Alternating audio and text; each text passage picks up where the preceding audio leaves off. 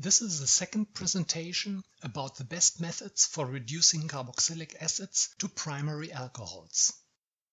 In this video, I'll show you some newer catalysts and conditions for the hydrogenation of carboxylic acids. This is a difficult reaction, and older catalysts, mostly copper and barium chromide and oxides of ruthenium or rhenium, required high pressures and temperatures. Such harsh reaction conditions cause the formation of numerous byproducts and severely limit the choice of additional functional groups in the starting acid. In recent years, however, more active catalysts have been found which broaden the scope of this reaction to include structurally more complex starting acids. The main advantages of catalytic hydrogenations are that no waste is generated and that hydrogen is relatively inexpensive. Unfortunately, even with the newest catalysts, the hydrogenation must be conducted at elevated temperature and pressure, what can cause the formation of various byproducts. Furthermore, many other functional groups may be hydrogenated too, or may poison the catalyst or otherwise interfere with the desired reaction.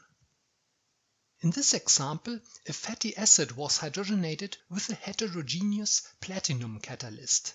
At 131 degrees Celsius and 20 bar, only a partial conversion could be achieved in 14 hours, and a deoxygenation of the primary alcohol already occurred to a significant extent. This example of BASF, again with a heterogeneous catalyst, illustrates the type of byproducts to be expected in such reactions. Although water was used as a solvent, dehydration products such as tetrahydrofuran and butyrolactone were also formed. Still, a high yield of the desired butanediol was obtained. This is an example of hydrogenation with a soluble cobalt-based catalyst. The type of ligand seems to be important for these reactions, and the tris-phosphine ligand shown on this slide seems to be particularly well suited. Here, an almost complete conversion could be achieved at 100 degrees Celsius within 22 hours. Interestingly, neither the hydrogenolysis of the benzylic CO bonds or aromatic carbon-chlorine bonds occurred with this catalyst. These examples are similar to those of the previous slide, the only difference being that ruthenium was used instead of cobalt and that the hydrogenation was conducted in the presence of water and a Lewis acid. Again, benzylic CO bonds and aromatic carbon-chlorine bonds were not cleaved. In this example, a ruthenium-based soluble catalyst was used, and a reaction temperature of 160 degrees Celsius was required to attain complete conversion.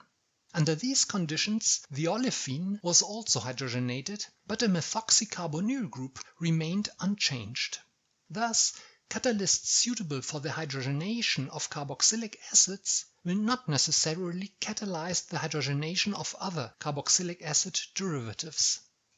As shown in some of the previous examples, many side reactions can occur at the high reaction temperatures required for most hydrogenations of carboxylic acids. Esters may be formed even in the presence of water, and, as shown on the previous slide, esters will usually not be hydrogenated by catalysts optimized for the hydrogenation of carboxylic acids. In the first example on this slide, no alcohol was formed at all, only the ester from the starting acid and the desired alcohol. In the second reaction, water had been added to the reaction mixture, what significantly increased the amount of unesterified alcohol obtained. A further important side reaction is the reduction of the primary alcohol to an alkane. This reaction could proceed by elimination followed by hydrogenation, or directly by hydrogenolysis of the CO bond of the alcohol. Sometimes such reactions can be suppressed by adjusting the pH of the reaction mixture, and the presence of water may also help to slow down this reaction.